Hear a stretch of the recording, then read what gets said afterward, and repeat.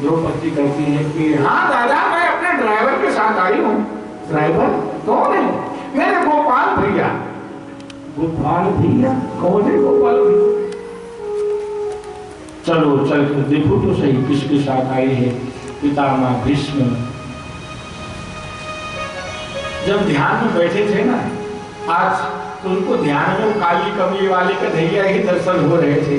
तो हाथ में लालटेन लिए हुए काली कमली ओढ़े हैं, यही ध्यान में आ रहा था। देखने को आए, कौन है गोपाल भैया? दौड़े पितामह द्वार पे आए तो देखा काली कमली ओढ़े हुए भगवान द्वारिकाधीश हाथ में लालटेन लिए हुए प्रतीक्षा में खड़े। पितामह भीष्म ने देखा द्वारिकाधीश को, हाथ जोड़ा, प्रणाम किया, वंदन किया कि प्रभु आपने बड़ी कृपा बरसाई। जिस प्रकार आज आपने मुझे दर्शन देने के लिए इस द्वार पे आए हैं नाथ, ठीक उसी प्रकार जब इस शरीर से प्राण निकले तब दर्शन देने की कृपा करना, तब दर्शन देने को आइएगा। और उसी दिन भगवान द्वारिकाधीश ने पितामह भीष्म को कहा था कि आपके अंतिम समय में मैं आपको दर्शन देने को जरूर आऊंगा। तो आज पितामह भीष्म जो रुके हैं ना, भगवान द्वारकानाथ रुके हैं पितामह भीष्म के मृत्यु को मंगलमय करने के लिए। बाणों की शैया पर सोए हैं पितामह भीष्म, करा रहे हैं। इच्छा मृत्यु का वरदान है, लेकिन प्रभु की प्रतीक्षा में है। परमात्मा ने मुझे वचन दिया है कि अंतिम समय में तुझे दर्शन देने हम आएंगे। प्रभु के दर्शन की कामना से अपने जीवन को रोके हैं। बाणों की शैया पर सोए हैं पितामह भीष्म। एक एक रक्त, एक एक बूंद रक्त जो है टपक रहा है। पृथ्वी रक्त रंजीत हो चुकी है। इधर हस्तिनापुर में धर्मराज युधिष्ठिर को विजय श्री की प्राप्ति हुई। राज सत्ता पर बैठे हैं धर्मराज युधिष्ठिर, पर मन बड़ा अशांत है। अरे राज्य गादी मिल गई, सुख संपदा मिल गई है, फिर भी मन अशांत क्यों? मन अशांत इसलिए है, धर्मराज युधिष्ठिर को ऐसा लग रहा है मैंने इस राज्य गादी को प्राप्त करने के लिए कितने माताओं को वैधव्य कर दिया, कितने के सुहाग के सिंदूर को लूट लिया, मैंने अपनों के ऊपर बाण का प्रहार किया है। इस दुख से दुखी है धर्मराज युधिष्ठिर।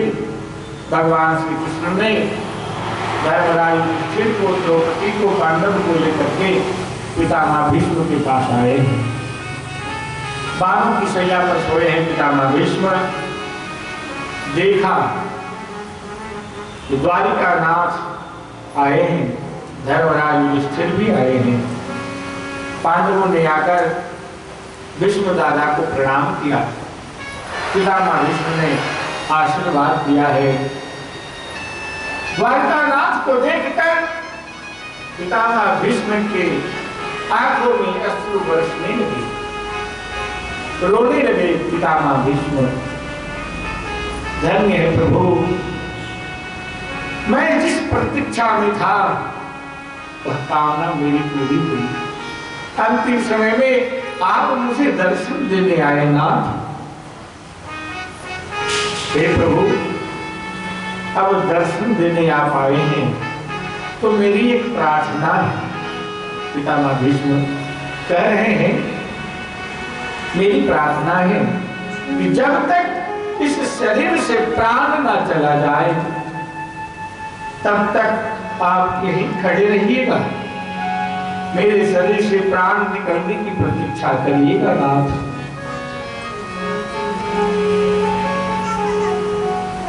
सहदेव देवो भगवान प्रतीक्षताम। आज रो रहे हैं, आज आपकी बारी है प्रतीक्षा करने की नाथ। वृंदावन गए? वृंदावन में बांके बिहारी का दर्शन करने के लिए जाइए, बार बार पट लगता है, खुलता है, पट लगता है, खुलता है। जब पट लग जाए तो भक्त लोग प्रतीक्षा में रहते हैं कब पट खुलेगा, बांके बिहारी का दर्शन होगा। भक्त लोग भगवान के दर्शन करने की प्रतीक्षा करते हैं ना। तो आज एक भक्त भगवान से कहते हैं, हे नाथ, मेरे इस शरीर से प्राण निकले तब तक आप मेरी प्रतीक्षा करिएगा। खड़े हैं द्वारिकानाथ। भीष्म धर्मराज युधिष्ठिर भी रो रहे हैं पितामह भीष्म को देखकर। पितामह भीष्म ने धर्मराज युधिष्ठिर से कहा कि युधिष्ठिर बेटे, आज क्यों रो रहे हो? अब तुम्हें राज्य मिल गया, सदा संपत्ति मिल गई, वैभव मिल गया, सुख मिल गया, अब क्यों रोते हो? हे दादा, मैंने अपनों को मार कर राज सत्ता को प्राप्त किया है, बड़ा दुख दे रहा है। पितामह भीष्म ने दान धर्मान, राज धर्मान, मोक्ष धर्मान विभागशः, स्त्री धर्मान, भगवत धर्मान समासभ्यास योगतः। दान धर्म, राज धर्म, मोक्ष धर्म, स्त्री धर्म, भगवत धर्म आदि विस्तार से वर्णन किया है महाभारत की कथा में। उत्तरायण के पवित्र समय आया, भीष्म दादा ने अब अपनी वाणी को विराम दिया। शरीर से तो प्राण जाएगा ही, मरना तो पड़ेगा, लेकिन मरते समय, शरीर से प्राण जाते समय लेकिन भगवान का साक्षात्कार हो, उसकी मृत्यु कैसी मंगलमय हो गई होगी। पितामह भीष्म अब अपनी वाणी को विराम देते हैं और भगवान श्री कृष्ण की स्तुति करते हैं। अंतिम समय में पितामह भीष्म ने भगवान की स्तुति की है। भीष्म स्तुति भागवत महापुराण में बहुत अद्भुत है। स्तुति करते हुए कहा, कितिमति रूप कल्पिता विस्तृण भगवत सात्वत पुंगवे विभूमि। पितामह भीष्म कहते हैं कि हे प्रभु, मैं कुमारी कन्या का मरणासन बाप हूं। मैं तो मर रहा हूं नाथ, लेकिन मेरी एक बेटी कुमारी है, उसकी अभी विवाह नहीं की। मुझे चिंता हो रही है उस कन्या के विवाह की। सोचिए, आजीवन जिन्होंने ब्रह्मचर्य व्रत का पालन किया, विवाह भी नहीं की, तो बेटी आई कहां से? पितामह भीष्म ने विवाह की है क्या? नहीं किया। अपने पिता के लिए आजीवन ब्रह्मचर्य व्रत धारण करने का संकल्प लिया। तो कहते कुमारी कन्या का मैं मरणासन बाप हूं। मतलब मेरी मन रूपी कन्या ने आपको पसंद किया है नाथ, मैं मन रूपी कन्या का विवाह आपके साथ करना चाहता हूं। मेरी मन रूपी कन्या ने आपको पसंद की है। आपके रूप, रंग, ऐश्वर्य, शक्ति इत्यादि का दर्शन करके आप में आकर्षित हो गई है। युधितुर गर्जो विधुम्र विश्वक। कुरुक्षेत्र के युद्ध में रथ के अश्वों के खून से उड़ते हुए, धूल से भरे हुए और मेरे बाणों से विदीर्ण त्वचा, फिर भी सिंह के समान गर्जना करते हुए अर्जुन के रथ को दौड़ाते हुए उस शौर्य पूर्ण को देखकर मेरी मति रूपी कन्या आप में आसक्त हो गई है नाथ। सपदि सखी वचु निशम्य मध्य। हे कृष्ण, अर्जुन ने आपको आज्ञा करी कि मेरे रथ को दोनों सेनाओं के मध्य में ले जाकर खड़ा करो, और आप हंसते हुए, मुस्कुराते हुए अर्जुन के रथ को दोनों सेनाओं के मध्य में लाकर खड़ा कर दिया। कौरव सेना की ओर अर्जुन ने देखा, अपने सगे संबंधियों के साथ मैं कैसे युद्ध करूं? युद्ध से विरक्त होने लगे अर्जुन। आचार्यान मातुलान भ्रांतिन पुत्रान पौत्रान सखी तथा मोहजनी कुमति उत्पन्न हुआ अर्जुन को कि मैं अपने सगे संबंधियों के साथ किसको मारूं, किसके साथ युद्ध करूं। विरक्त होने लगा अर्जुन युद्ध करने से। ना युद्धि गोविंद मुक्ता तुष्णि बभूव। जब अर्जुन ने ऐसा कहा तो उस समय भगवान श्री कृष्ण ने गीता का ज्ञान उपदेश दिया है। और फिर ऐसा हुआ कि हुक्म करने वाला अर्जुन भगवान के हुक्म को मानने को तैयार हो गया। स्थितोषि गत संदेहा करिष्ये वचनम तव। आज पितामह भीष्म कह रहे हैं अपने अंतिम समय में द्वारिकानाथ से प्रार्थना करते हुए कि हे नाथ, आप उदार बहुत हैं। एक घटना याद आई पितामह भीष्म को और वह घटना को याद करके कहने लगे कि हे नाथ, आप बहुत उदार हैं। मेरी प्रतिज्ञा को सत्य करने के लिए आपने अपनी प्रतिज्ञा को तोड़ दिया नाथ।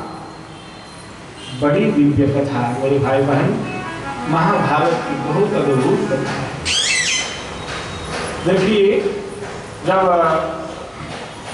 महाभारत का युद्ध प्रारंभ होने लगा तो अर्जुन और दुर्योधन दोनों गए कृष्ण के पास, कृष्ण से मदद मांगने के लिए। तो